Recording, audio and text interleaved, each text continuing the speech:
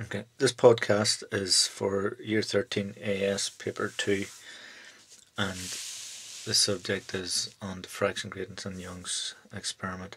It would probably be Young's experiment because in the modern specification the diffraction grating isn't tested, although you do have to know and understand diffraction.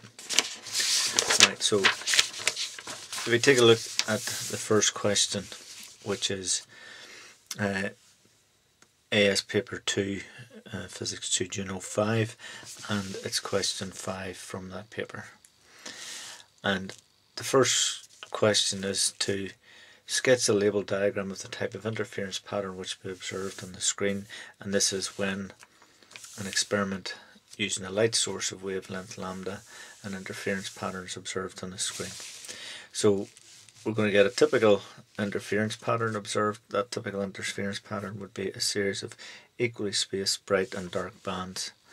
So we know to show a series of equally spaced bright and dark bands, and in examination I would suggest that these are actually measured out, but an interference pattern has a central bright fringe, and then either side of that we're going to have a dark fringe. So we get bright dark, bright dark, bright dark, and these are all equally spaced fringes.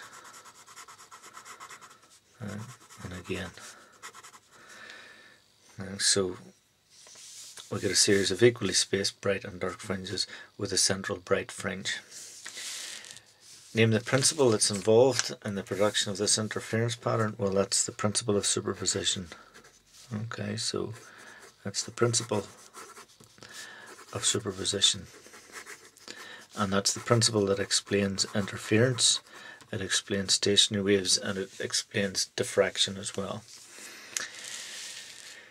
The relationship between the wavelength lambda of the light used and the other relevant quantities is given by this equation. Lambda is equal to AY over D. State the meaning of the symbols AY and D. So in this one here, A is the slit separation, that's the distance between the double slits, so the slit separation.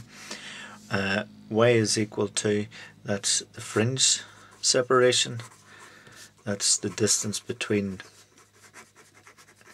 each consecutive bright band, so it'll be the distance, to look at this thing, this is the distance Y here, and then finally D is equal to, that's the slit to screen distance.